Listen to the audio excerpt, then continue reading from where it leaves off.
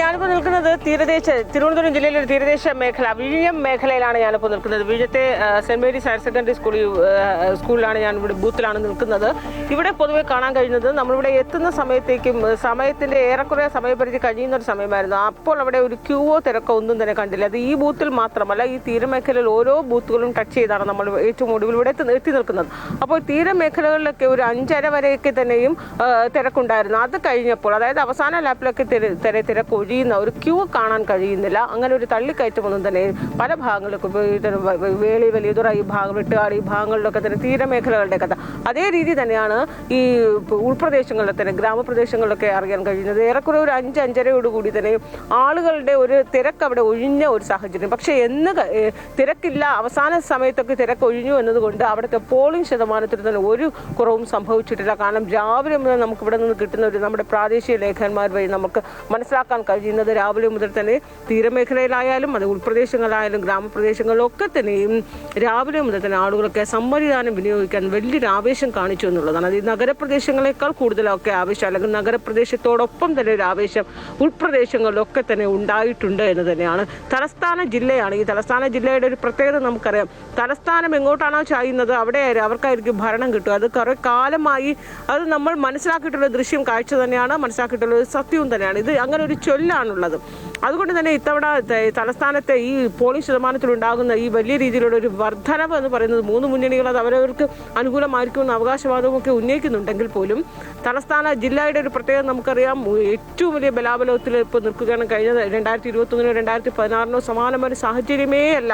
14 മണ്ഡലങ്ങൾ എടുത്താൽ പോലും അത് ഒരു മണ്ഡലത്തിൽ പോലും വലിയ രീതിയിലൊരു ആത്മവിശ്വാസം, ഉറപ്പ്, 100% ഉറപ്പ് എന്ന രീതിയിൽ ഒരു ഒറ്റ മുന്നണിക്ക് പോലും ഇവൻ നിയമത്ത് പോലും അങ്ങനെ പറയാൻ കഴിയുന്നില്ല എന്നാണ്. അവസാന ലാപ്പിലൊക്കെ രാജീവ് ചന്ദ്രശേഖർ EC വാക്കോവർ പറയുന്നു, ശിവൻകുട്ടി EC വാക്കോവർ പറയുന്നു. അതേ സ്ഥിതി തന്നെയാണ് അവിടെ കഴക്കൂട്ടത്ത് പോയാലും EC വാക്കോവറൊക്കെയാണ് അവർ പറയുന്നുണ്ടെങ്കിൽ പോലും അവർ ശക്തമായ ഏറ്റവും കൂടുതൽ ആകർഷകമായ ട്രയാങ്കുലർ ഫൈറ്റ് നടക്കുന്ന മണ്ഡലം വട്ടിയൂർക്കാവ് ആയാലും ട്രിവാൻഡ്രം സെൻട്രലൊക്കെ ആയാൽ പോലും, കാരണം BJPക്ക് ഏറ്റവും കൂടുതൽ മുന്നേറ്റമുള്ള മണ്ഡലങ്ങളായതുകൊണ്ടാണ് അവിടെ ട്രയാങ്കുലർ ഫൈറ്റ്സ് നടക്കുന്നത്.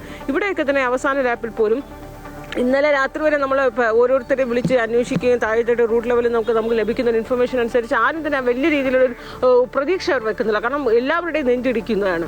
അതേസമയം ഇന്ന് ഈ പോളിംഗിൻ്റെ ഒരു വർധന കൂടി വന്നതോടുകൂടി അത് ഏത് രീതിയിലുള്ള ഒരു അടിയൊഴുക്കിനെയാണോ സൂചിപ്പിക്കുന്നത് എന്ന രീതിയിൽ അവർക്ക് ആശങ്ക അവർക്കുണ്ടെങ്കിൽ പോലും, പക്ഷെ അവർ പരസ്യമാക്കുമ്പോൾ വലിയ രീതിയിൽ ആത്മവിശ്വാസവും ഒക്കെ തന്നെ ഈ മൂന്ന് മുന്നണി നേതാക്കളൊക്കെ തലസ്ഥാനത്തെ ജില്ലയുടെ ഈ 14 മണ്ഡലങ്ങളുടെയൊക്കെ അവസ്ഥ അത് തന്നെയാണ്. പിന്നെ എൻ്റെ ശതമാന കണക്കൊക്കെ നമുക്ക് എബി നേരത്തെ വിശദീകരിച്ചതുപോലെ അത് ഒരു ശതമാന കണക്കുകൾ എല്ലാ ജില്ലകളിലും 14 മണ്ഡലങ്ങൾ വലിയ രീതിയിൽ തന്നെ ഒരു വർധനമുണ്ടായിട്ടുണ്ട് എന്ന് തന്നെയാണ്.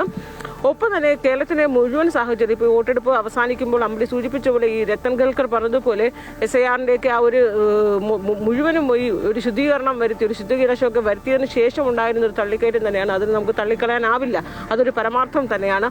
അതിനപ്പുറത്തേക്ക് രാഷ്ട്രീയ മുന്നണികൾ പറയുന്നത് ഈ കൃത്യമായ ഒരു ഭരണ മാറ്റമോ അല്ലെങ്കിൽ ഒരു ഭരണ തുടർച്ചയ്ക്ക് വേണ്ടി വോട്ടർമാർക്കിടയിൽ ഒരു ആവേശമുണ്ട്, വലിയ രീതിയിലുള്ള ആവേശം അവർ കാണിക്കുന്നതാണ് രാഷ്ട്രീയമായി അവരതിനെ വിലയിരുത്തുന്നത്. പക്ഷേ ഈ രീതിയിൽ ഒരു 80% 85%ത്തിലേക്കൊക്കെ കടക്കുകയാണെങ്കിൽ കേരളത്തിൽ അതൊരു വലിയൊരു ചരിത്രം തന്നെയായിരിക്കും. കാരണം ഏറ്റവും നിർണായകമായ തെരഞ്ഞെടുപ്പാണ്. ഈ ഇടതു വലത് എന്നൊരു സംവിധാനത്തിനപ്പുറത്തേക്ക് മറ്റൊരു ഓൾട്ടർനേറ്റീവായി NDA കൂടി കേരളത്തിൽ സജീവമാകുന്ന ഒരു 2026 ഏറ്റവും നിർണായകമായ തെരഞ്ഞെടുപ്പാണ്. അതുകൊണ്ട് തന്നെയും ഈ ഒരു 80% 85% പോളിംഗ് രേഖപ്പെടുത്തുമെന്ന് പറയുന്നത് ആർക്ക് എവിടെ എങ്ങനെയാകുമെന്നുള്ള കാര്യത്തിൽ പോലും ഒരു ഉറപ്പും ആർക്കും പ്രവചിക്കാൻ കഴിയാത്തൊരു സാഹചര്യവും കൂടിയാണ്. ഇതിനൊക്കെ നമ്മൾ ആദ്യം തുടക്ക സമയത്തൊക്കെ നമ്മൾ ഈ ഒരു തള്ളിക്കയറ്റം കണ്ടപ്പോൾ അതൊരു കാലാവസ്ഥയുടെയൊക്കെ സാഹചര്യം അനുസരിച്ച് ഒരുപക്ഷെ ആളുകൾ വന്നതായിരിക്കാം. പക്ഷെ രാവിലെ കാണുന്ന 7 മണിക്ക് കാണുന്ന നീണ്ട ക്യൂ അവസാനം വരെയും പല ബൂത്തുകളിലൊക്കെ, അത് ഈ തിരുവനന്തപുരം മാത്രമല്ല കേരളത്തിലെ എല്ലാ ബൂത്തുകളിലൊക്കെ ഏറെക്കുറെ ശരാശരി നോക്കുമ്പോൾ ആ ഒരു തള്ളിക്കയറ്റം എല്ലാ ബൂത്തുകളിലും ഒക്കെ ഉണ്ട്. അപ്പോൾ ഈ രീതിയിൽ എല്ലാവരും ആ ജനാധിപത്യത്തിൻ്റെ ആ ഒരു പ്രക്രിയ, അവനവൻ്റെ കടമ അല്ലെങ്കിൽ ആ ഒരു ഉത്തരവാദിത്വം വളരെ ഭംഗിയായി മലയാളികൾ നിർവഹിച്ചു എന്ന് പറയുമ്പോൾ നമുക്കൊക്കെ അഭിമാനകരമായ ഒരു നിമിഷം തന്നെയാണ്. അതിനപ്പുറത്തേക്ക് രാഷ്ട്രീയ മുന്നണികൾക്ക് ഇതൊരു നെഞ്ചെടുപ്പിൻ്റെ ഒരു സമയം കൂടി തന്നെയാണ്. പലരും അത് പല രീതിയിൽ ഇനിയുള്ള ദിവസങ്ങളൊക്കെ തന്നെ ഈ മെയ് 4 വരെയും കൂട്ടലും കഴിക്കലിലേക്ക് ഒരു സമയമാണ്. ഓരോരുത്തരും അവരവരുടെ രീതിയിലുള്ള ബൂത്ത് തലങ്ങൾ മുഴുവൻ. ഞാനിപ്പോൾ നിൽക്കുന്ന ഈ ബൂത്തിൽ, അതായത് ഞാൻ പറഞ്ഞതുപോലെ വിഴിഞ്ഞം Saint Mary's higher secondary school, ഈ ബൂത്തിൽ നമുക്ക് അറിയാൻ കഴിയുന്നത് തീരദേശ ബൂത്താണ്.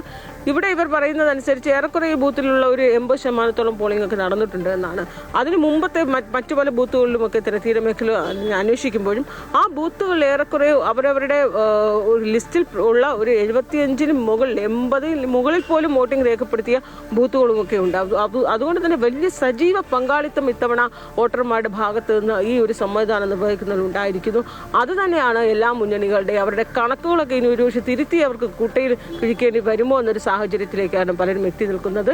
ഇനി ഏത് രീതിയിലായിരിക്കും, കാരണം ഈ 100% നമുക്കറിയാം രാവിലെ മുതൽ തന്നെയും UDF 100% എന്ന പ്രതീക്ഷ UDF ഓരോ നേതാക്കളും പറയുന്നു.